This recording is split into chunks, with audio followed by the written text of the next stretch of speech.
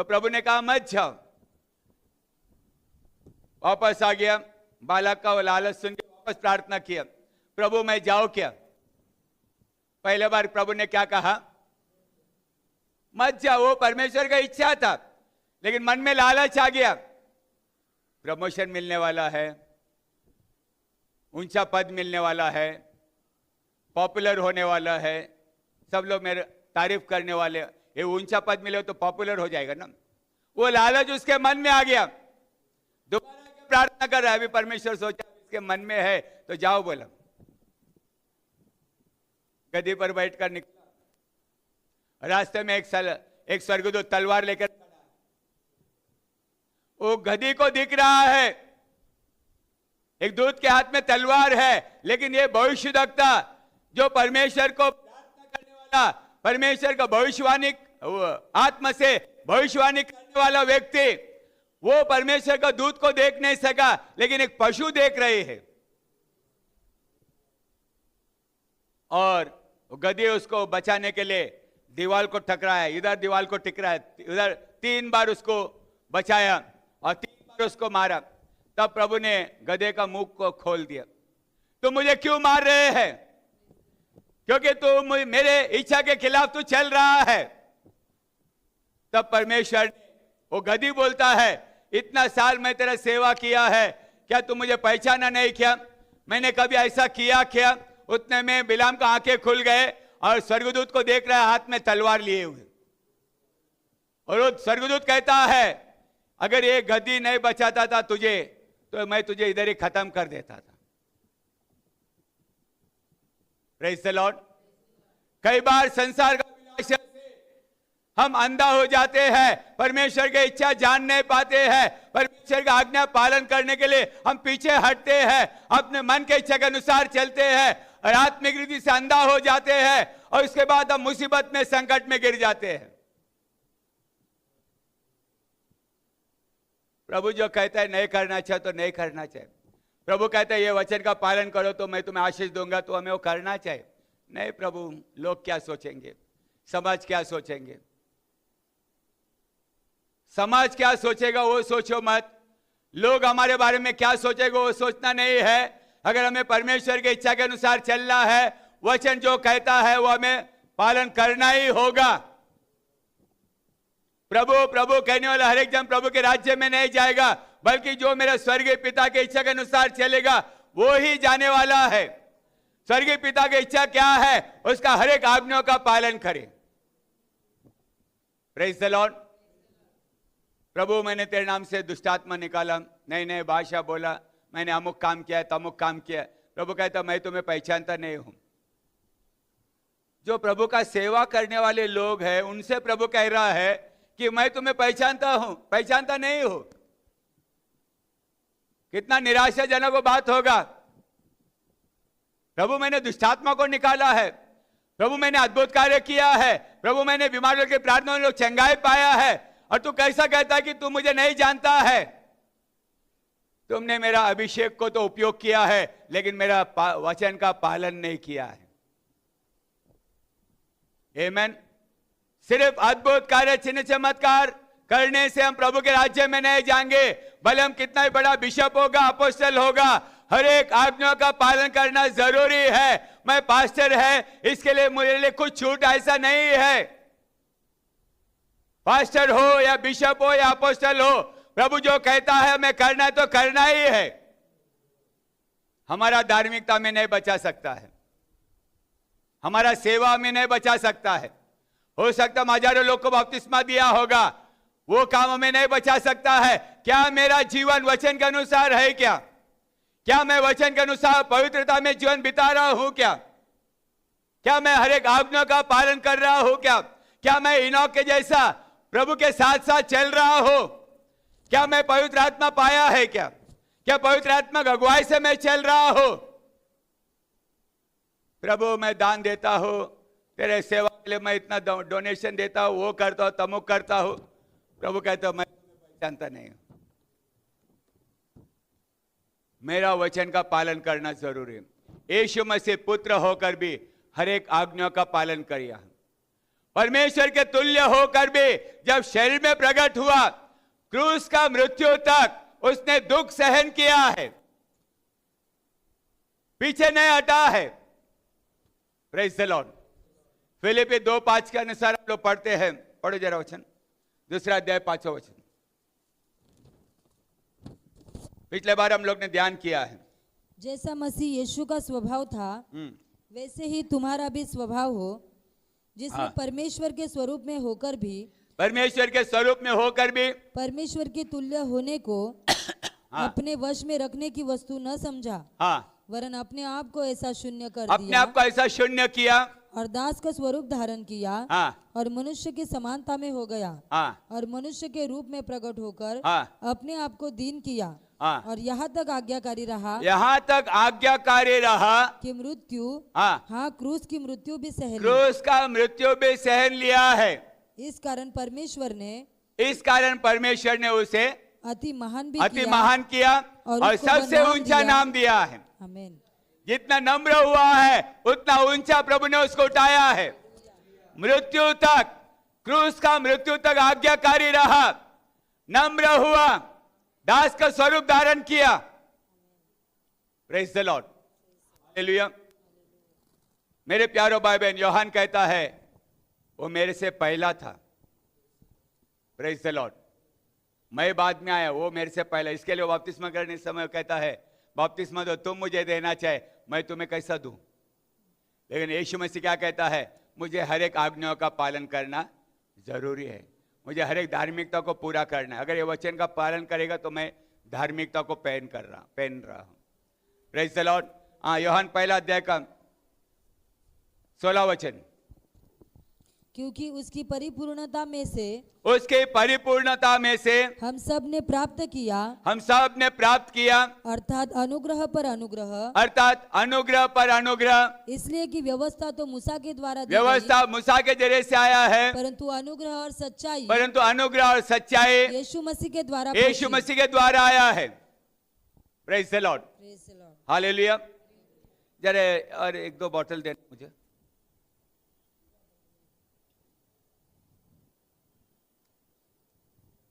कांच का बोतल दे, प्लास्टिक का ही दे दो, दिखेगा नहीं हो।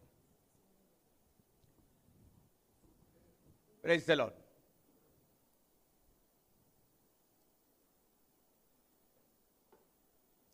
Praise the Lord, hallelujah. जो कुछ परमेश्वर में था, 16 वचन पढ़ो जरा। क्योंकि उसके परिपूर्णता में से हम सब ने प्राप्त किया, अर्थात अनुग्रह पर अनुग्रह, इसलिए कि व्यवस्था तो मूसा के द्वारा दी गई। हम देखते हैं कि जो कुछ परमेश्वर का गुण था, परमेश्वर के आत्मा, परमेश्वर का अनुग्रह, परमेश्वर का प्रेम, परमेश्वर की दया, परमेश्वर का धीरज, संयम, सब कुछ उसने यीशु मसीह में उंडेला है। हालेलुया। और अभी यीशु मसीह से जो कुछ परमेश्वर था वो यीशु मसीह में उंडेला है। अभी यीशु मसीह में जो है वो कलीसिया में उंडेलना चाहता है। जो कुछ परमेश्वर था पुत्र में उंडेला है, और जो पुत्र में है वो कलीसिया में, हमारे में उंडेला है। Praise the Lord. जो आत्मा परमेश्वर के अंदर था वही आत्मा शरीर में प्रकट हुआ, वही आत्मा पेंटिकॉस्ट का दिन से आज हमारे अंदर निवास कर रहा है। हालेलुया। 3 आत्मा नहीं है, एक ही आत्मा है, एक ही शरीर है। Praise the Lord. परमेश्वर हमारे ऊपर, परमेश्वर हमारे साथ, परमेश्वर हमारे अंदर। God above us as the Father, God with us as the Emmanuel, God in us as the Holy Spirit. लेकिन उसका नाम क्या है? प्रभु यीशु मसीह है। हालेलुया। अनुग्रह पर अनुग्रह, परमेश्वर का जो अनुग्रह है, प्रेम है, उसमें उंडेला, पुत्र में उंडेला है। और वो अनुग्रह क्या किया है? वो अनुग्रह से उसने हमारे लिए अपना खुद का शरीर को क्रूस पर बलिदान किया है। Praise the Lord. हालेलुया। अभी ये आत्मा, ये अनुग्रह कलीसिया में उंडेला गया तो कलीसिया क्या करने वाला है? समझ में? इसमें उंडे लगाया तो इसने हम सबके लिए प्राण दिया है, अपने शरीर को अर्पण किया है, और उसके जरिए से कलीसिया उत्पन्न हुआ। अभी हमें क्या करना है? जो कुछ परमेश्वर में वो हमारे अंदर उंडेला गया, तो वो अनुग्रह, वो सच्चाई हमारे अंदर से प्रकट होना चाहिए। तो आज हमें भी बलिदान करना हो। जब तक हम अपने आप को बलिदान नहीं करेंगे, तब तक हम औरों को उद्धार नहीं दे सकते, जन्म नहीं दे सकते। Praise the Lord. Yeshu Masih कहता है, तुमने मुझे नहीं चुना, बल्कि मैंने तुम्हें चुना। किस लिए चुना है? ताकि तुम जाकर और वो फल। अगर यीशु मसीह मंडली को, कलीसिया को जन्म देने के लिए अपना प्राण देना पड़ा, तो वैसे कलीसिया को, लोगों को जन्म देने के लिए, उद्धार देने के लिए कलीसिया को भी बलिदान करना होगा। Praise the Lord. इसका मतलब ये नहीं कि वापस क्रूस पर जाकर मरना है। हमें अपना शरीर का स्वभाव को मारना है।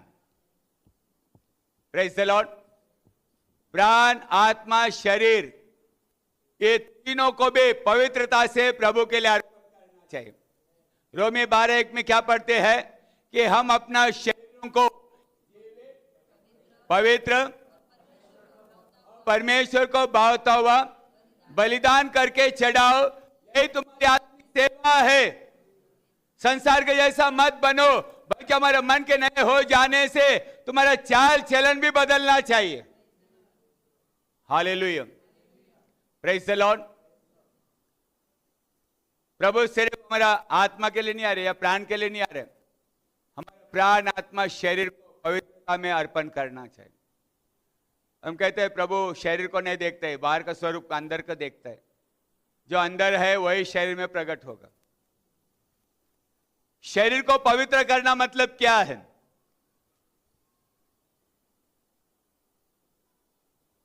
साबुन से धोएंगे।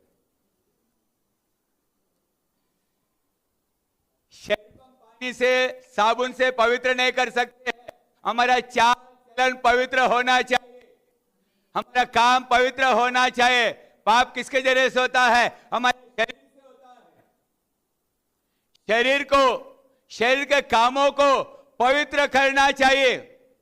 अज्ञानता में हमने पाप किया है, काम किया है, झूठ बोला है, चोरी किया है, गंदी बात बोला है, गाली गलोचा किया है, वो सब बातों को हम त्याग करते हैं, तब हम शरीर में पवित्र होते हैं।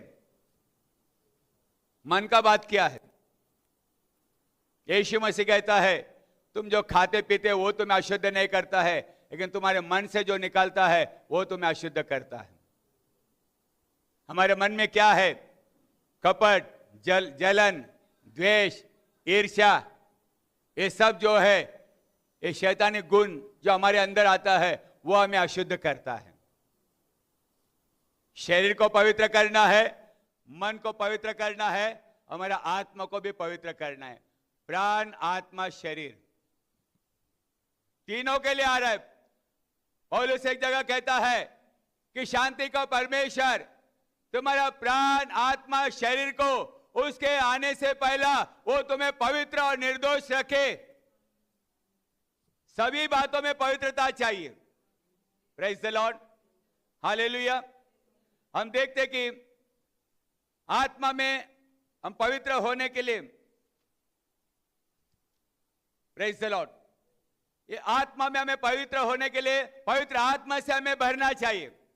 प्राण में परमेश्वर के साथ व्यक्तिगत संबंध जोड़ना चाहिए। शरीर में हमारा हर एक शारीरिक अभिलाषा को त्याग करना चाहिए। समझ में आ रहा आपको? मन को प्रभु के वचनों से भरना चाहिए। वचन को मनन करो। Praise the Lord. ये प्राण, आत्मा, शरीर को परमेश्वर के आत्मा से, परमेश्वर के गुणों से हमें भरना चाहिए। कोई भी जगह में खाली नहीं रखना है। अगर ये बोतल में थोड़ा सा भी खाली होगा, हमारे जीवन में थोड़ा भी खाली होगा, तो शैतान उधर चांस ले लेता है।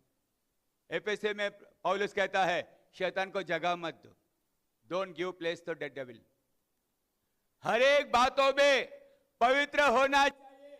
सभी बातों में पवित्र आत्मा से भर लो, परमेश्वर का वचन से भर लो, उसके आत्मा से भर लो। जैसा उसका स्वभाव है वैसा हमारा स्वभाव होना चाहिए। पवित्र आत्मा का फल प्रेम, धीरज, संयम, भाईचारे का प्रेम, धीरज, शांति, भलाई, इन सब बातों से हमें भरना चाहिए। और जब ये भरेगा तभी द्वेष निकल जाएगा, कपट निकल जाएगा, जलन निकल जाएगा। आमेन। जब प्रकाश आएगा तो अंधेरा अपने आप निकल जाएगा। Praise the Lord. इसके लिए ज्यादा से ज्यादा प्रभु को भरो, वचन को भरो, आत्मा में जीने के लिए कोशिश करो। Hallelujah. Allow our mind to be full of Christ, holy mind. Satan tries to come into our mind. Praise the Lord. हम देखते हैं कि जब भी हम वचन का पालन करते हैं, शैतान हमारे मन को भटकाता है। उदाहरण के लिए नामान को कहा कि जाकर नदी में 7 बार डुबकी मारो। नामान क्या कहता है?